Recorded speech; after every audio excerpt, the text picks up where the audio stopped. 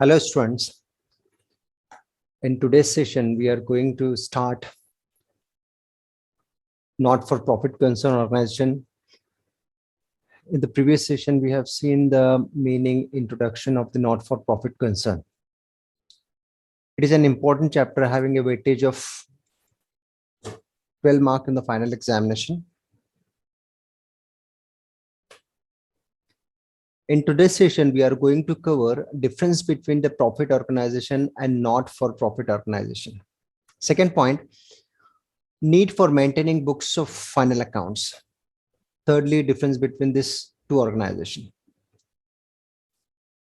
So let us begin with the very first point, that is difference between the profit organization and not-for-profit organization.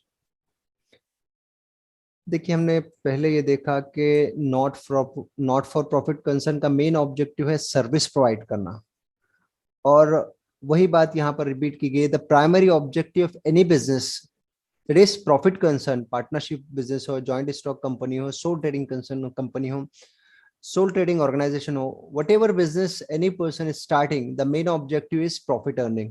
So here the main primary objective is profit earn, where in the case of the not-for-profit concern organization, the primary objective is to provide service or services. Very important point is what? To provide the services to its member or to the particular community. The second point of difference is that preparation of trial balance. Here in the case of the profit organization, they prepare a trial balance, where here they do not prepare a trial balance. Instead of trial balance, they prepare receipt and payment accounts. कि कहां से receipt हुआ पैसा और कहां पर payment की गई. प्रॉफिट कंसर्न में ट्रायल बैलेंस बनता है, यहां बनता है receipt and payment. Trial balance पूरे फाइनेंशियल अकाउंटिंग के जो स्टेप्स है हमारे, रिकॉर्डिंग करना, उसको जर्नलाइज करना, उसके लेजर अकाउंट बनाना, और उसके बाद में लेजर से पोस्ट करते हैं हम उसको लेजर अकाउंट क्लोज करके ट्रायल बैलेंस प्रिपेयर करते हैं, ताकि अर्थमेटिकल एक्यूरेसी चेक की जाए. यहाँ पर ट्रायल बैलेंस तो नहीं प्रिपेयर होता है, लेकिन कहाँ से अमाउंट रिसीट हुआ और कहाँ पेमेंट किए ये प्रिपेयर किया जाता है. थर्ड, अकाउंटिंग स्टेटमेंट कौन से बनते हैं? तो अकाउंटिंग स्टेटमेंट प्रॉफिट ऑर्गेनाइजेशन में जाहिर है हमने प्रीवियस चैप्टर में स्टडी किया है कि ट्रेडिंग अकाउंट बनता है, प्रॉफिट लॉस अकाउंट बनता है और बैलेंस शीट बनती है. ये फाइनेंशियल स्टेटमेंट बनाए जाते हैं प्रॉफिट ऑर्गेनाइजेशन में. Where in case of the not for profit concern, हमने देखा कि रिसीट कहाँ से हुआ, पेमेंट कहाँ पर किया, उसी रिसीट एंड पेमेंट में से कितना इनकम हुआ और कितना एक्सपेंडिचर हुआ, ये अकाउंट बनता है. इसी रिसीट एंड पेमेंट को बेस बनाकर they prepare a income and expenditure account and balance sheet, क्योंकि उनके पास कुछ असेट्स होता है तो वो बैलेंस शीट में कैपिटल नेचर का सारा एक्सपेंडिचर हम बैलेंस शीट में रिकॉर्ड करते हैं असेट और लायबिलिटी में. और नेट रिजल्ट्स की जब हम बात करें तो यहाँ पर हमको या तो प्रॉफिट होता है बिजनेस में या लॉस होता है. लेकिन यहाँ पर जब नॉट फॉर प्रॉफिट कंसर्न की बात होती है तो वर्ड है डिफिसिट और surplus. Surplus equivalent to net profit, यानी कि excess of income over expenditure. इसके लिए एक वर्ड है, अब राइट हियर. सरप्लस किसे कहा जाता है? एक मार्क के लिए कभी कभी ऑब्जेक्टिव में आता है ये. What is surplus and what is deficit? ये आपका Zoom मीटिंग आ गया. सरप्लस किसे कहते हैं? Excess of income over expenditure, इसको हम कहेंगे surplus. What is surplus? Excess of income over expenditure. और दूसरा जो वर्ड कहा गया है वो है डिफिसिट. तो यहां इसका वाइस वर्सा है, excess of expenditure over income. आपका जो इनकम है वो कम पड़ गया यहाँ पर, और जो एक्सपेंडिचर ज्यादा हो गया, तो इसको कहा जाता है डिफिसिट. इसके लिए वर्ड क्या है? तो deficit as good as loss है, और सरप्लस एज गुड एज आपका प्रॉफिट है. लेकिन यहाँ पर इसके लिए वर्ड हम यूज करेंगे सरप्लस एंड डिफिसिट. तो सरप्लस को मैंने ग्रीन कर दिया हूं और डिफिसिट को मैंने यहाँ पर इंटेंशनली रेड कर दिया हूं, क्योंकि यहाँ लॉस ट्रीट हो रहा है. आपका जो एक्सपेंडिचर है वो आपके इनकम से बढ़ चुका है. That's why excess of expenditure over income. एक मार्क के लिए कभी कभी आपको एग्जामिनेशन में आता है. Surplus excess of income, deficit excess of expenditure. चलिए, thereafter point number 5, owners fund और कैपिटल. तो यहाँ पर जब पार्टनर रहेंगे, दो या दो से ज्यादा, जॉइंट स्टॉक कंपनी रही, इन्होंने पब्लिक से पैसा रेस किया है, फंड रेस किया है, तो यहाँ पर ओनरशिप बहुत ज्यादा होती है। लेकिन यहाँ ओनरशिप नहीं होती है। एक कैपिटल फंड जो होता है, ये आपको जो सरप्लस आ रहा है, सब्सक्रिप्शन आ रहा है, डोनेशन आ रहा है, एडमिशन फीस आ रही है, इसमें से जो बच जा रहा है after making all expenses, that you kept as a capital fund. पहले साल जनरली जो not for profit concern organisation होती है, इसमें कैपिटल फंड नहीं होता है, क्योंकि न्यूली एस्टैब्लिश है, ये नहीं मिलेंगे आपको वहां पर। लेकिन जैसे ही ईयर टुगेदर कैरी ऑन होता है बिजनेस, कैरी ऑन होती है एक्टिविटीज इनकी, तो एक्टिविटी होती है तो उसमें से कुछ सरप्लस बचता है। जैसे हमने देखा है, या तो हमारे को सरप्लस आएगा या डिफिसिट। जब सरप्लस आता है तो सरप्लस को ट्रांसफर कर दिया जाता है इस कैपिटल फंड में। The surplus will be added in next year capital fund. जो बच जाता है वो कैपिटल फंड बोल के वो लायबिलिटी साइड में शो करते हैं। तो कैपिटल फंड क्या है? It is nothing but the representation of accumulated amount of surplus, subscription, donation and surplus as shown by the income and expenditure account। जो इनकम एंड एक्सपेंडिचर आपको surplus आ रहा है, वही आप कैपिटल फंड बोल के रिप्रेजेंट करते हो। तो ये 5 इसके डिफरेंसेस है। इसके बाद जो नेक्स्ट पॉइंट है हमारा 2.1.5, need for maintaining books of account. तो यहाँ पर क्यों जरूरत पड़ती है, हमने पहले भी देखा कि इनका जो मेन ऑब्जेक्टिव है सर्विस प्रोवाइड करना है। और प्रॉफिट ऑर्गेनाइजेशन का ट्रेडिंग करेंगे तो वो प्रॉफिट का स्टेटमेंट बनाएंगे। इनकम टैक्स एक्ट है, उसके अकॉर्डिंगली 1961 को फाइनेंशियल स्टेटमेंट रिप्रेजेंट करना रहता है। लेकिन यहाँ पर ये तो डील करते हैं पब्लिक से, पब्लिक सर्विसेज से। तो यहाँ पर जो इनकम आया है उसको रिप्रेजेंट करने के लिए, बताने के लिए, यहाँ पर एक सोसाइटी, कोऑपरेटिव सोसाइटी एक्ट है और एक पब्लिक ट्रस्ट एक्ट है, मुंबई पब्लिक ट्रस्ट एक्ट 1950, और ये महाराष्ट्र कोऑपरेटिव सोसाइटी एक्ट है 1961। तो ये मुंबई पब्लिक ट्रस्ट एक्ट 1950 के अकॉर्डिंगली इनको ये मेंटेन करना पड़ता है। पब्लिक ट्रस्ट है, चैरिटेबल ट्रस्ट है, तो मुंबई पब्लिक ट्रस्ट एक्ट 1915 के according they have to maintain and represent their books of account. तो यहाँ पर ये है first point, why they maintaining the record to control over monetary transaction. जिसमें पैसे का लेन देन हुआ है उस ट्रांजैक्शन को रिकॉर्ड करना अनिवार्य है, कंपलसरी है, मैंडेटरी है, to maintain the proper record and control over monetary transaction. जो भी पैसे का लेन देन हुआ है, किसके पास से आया, आपने कहाँ सर्व किया, उसको कहाँ खर्च किया, इसीलिए ये बुक्स ऑफ अकाउंट मेंटेन करते हैं। सेकेंड बात है to know the sources of income and heads of expenditure. कि पैसा तो आ गया है, किसी ने डोनेशन दिया, कहीं से सब्सिडी मिली, किसी ने सब्सक्राइब किया, so we have earn the money, but where we spend that amount, expenditure कहाँ हुआ, एक्सपेंसेस कहाँ हुए। तो इसीलिए भी ये मेंटेन किया जाता है, to know the sources of income and heads of expenditure, कि हमने उसको कहाँ कहाँ खर्च किया, ये आपको स्टेटमेंट में बताना पड़ेगा। तो जब हमारा रिसीट एंड पेमेंट आएगा उससे आपको पता चलेगा कि रिसीट कहाँ से, अर्न कहाँ से हुआ, और एक्सपेंसेस आपने कहाँ पर पेमेंट किए, रिसीट एंड पेमेंट अकाउंट। और उसके बाद थर्ड जो बात कही गई है कि जैसे मैंने बताया कि मुंबई पब्लिक ट्रस्ट एक्ट 1950, यहाँ लिखा नहीं है लेकिन ट्रस्ट का एक्ट है 1950, उसके अकॉर्डिंगली, या फिर महाराष्ट्र कोऑपरेटिव सोसाइटी एक्ट 1960 62, इसमें अमेंडमेंट होते रहते हैं। तो ये एक्ट के अकॉर्डिंगली आपको ये जरूरी है कि आप बुक्स ऑफ अकाउंट को मेंटेन करें। चौथी बात कि हमारे पास सरप्लस है कि डिफिसिट है। हमारा जो ऑब्जेक्टिव है, हमारा ऑब्जेक्टिव बड़ा अच्छा है, not for profit concern organisation, objective बहुत अच्छा है, लेकिन ऑब्जेक्टिव अच्छा है तो इसको आपको मेंटेन करने के लिए आपके पास सरप्लस है क्या, कि आप माइनस में चल रहे हो, आपका सालाना बजट 12 लाख है और आपको 5 ही लाख अर्निंग हो रही है, सोर्सेस ऑफ इनकम 5 लाख है, तो 7 लाख हर साल कहाँ से आप उसको लाएंगे। तो आपको इसीलिए अकाउंट बनाना पड़ता है, weather the amount of source is sufficient to meet the expenses. To know the surplus or deficit, they maintain their accounts. Fifth point बताया गया है to know the net worth of the concern as on a particular date. कि हमारे पास net worth कितनी है आज एक particular date पे, साल एंड हो रहा है, लास्ट ईयर 5 लाख थी, इस साल 6 लाख हुई, बढ़ रही है कि घट रही है, नेट वर्थ कितनी है, how much asset we own, how much liability we have to pay out. तो नेट एसेट वर्थ के लिए भी आप बुक्स ऑफ अकाउंट मेंटेन करते हो। और लास्टली और बहुत ही important, to avoid malpractices and misappropriation of cash and asset. जैसे कि हम जानते हैं ये एक पब्लिक के लिए, वेलफेयर के लिए चलती है, तो वेलफेयर के लिए ये ना हो जाए कि उसमें माल प्रैक्टिसेस हो जाए, कोई अपना पर्सनल यूज के लिए उसको यूज कर रहा है, फंड का मिस अप्रोप्रिएशन हो रहा है, जगह है तो उसका मिस अप्रोप्रिएशन हो रहा है, आपके ही पर्टिकुलर लोग आ रहे हैं खेल के जा रहे हैं, किसी और को चांस नहीं मिल रहा है, या आपके रिलेटिव्स है उनको ही आप अपॉर्चुनिटीज दे रहे हो वहां पर बार बार प्लेइंग ग्राउंड्स की वगैरह। सो मिस अप्रोप्रिएशन नहीं होना चाहिए कैश का, और उसमें माल प्रैक्टिस नहीं होना चाहिए, इसीलिए बुक्स ऑफ अकाउंट वो मेंटेन करते हैं।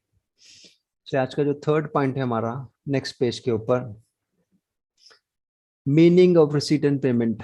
तो मैं इसको यहां से ले जाता हूं, रिसीट और पेमेंट को यहां पर पेस्ट कर देता हूं। देखिए आपको यहाँ पर रिसीट एंड पेमेंट अकाउंट बनाना है, आप ट्रायल बैलेंस नहीं बनाते हैं, यहाँ क्या बनाते हैं आप, रिसीट एंड पेमेंट अकाउंट बनाते हैं। तो रिसीट एंड पेमेंट क्या है, ये it is similar to cash book, it is similar to cash book. जिस तरह आपका कैश बुक होता है उसी तरह आपका रिसीट एंड पेमेंट होता है। जो भी आपका ने कैश रिसीट हो रहा है 1 रुपए से लेके 1 लाख रुपए तक के डेली भी आ रहा है, तो आप इसमें रिसीट में लिखते हैं 1 रुपए एक्सपेंडिचर से लेके 1 लाख रुपए का एक्सपेंडिचर पर डे कर रहे हैं, तो आप इसको इस रिसीट और पेमेंट में लिखते हैं कहाँ से रिसीट हुआ पैसा और कहाँ पेमेंट किया। जो हमने प्रीवियस चैप्टर में स्टडी किया cash book, it is similar to the cash book. All the revenue and capital nature receipt and payment are recorded in our receipt and payment account। ठीक है, इसको ब्रीफ में लिख देता हूं, बस इतना ही आपका रिसीट एंड पेमेंट।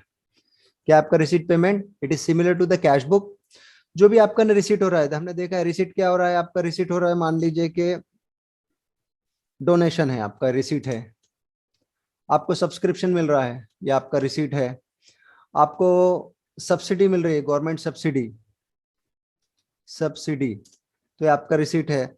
आपको रजिस्ट्रेशन फीस मिल रही है, रजिस्ट्रेशन फीस,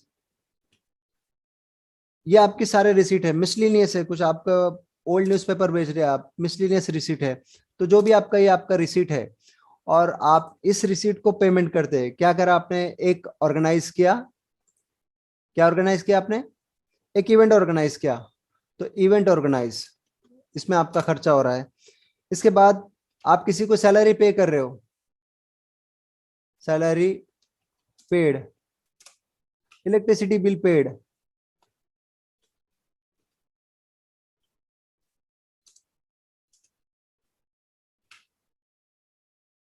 मिसलिनियस एक्सपेंसेस, कोई प्रोग्राम ऑर्गेनाइज किया, उसके लिए कुछ परचेज किया, परचेजेस, तो ये सारा का सारा क्या है, आपका एक्सपेंसेस है। तो आपका रिसीट कहाँ से हुआ, और ये रेड कलर में सारा का सारा आपका एक्सपेंडिचर है।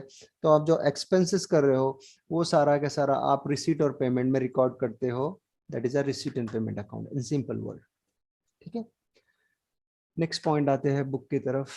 इसके बाद आपको कहा गया इसका फॉर्मेट क्या है। देखिए आपको ये रिसीट है, ऑल रिसीट्स, आपका जो फॉर्मेट है particular amount rupees, particular amount rupees, हम वहां लिखते थे, यहां लिखेंगे रिसीट अमाउंट, पेमेंट अमाउंट।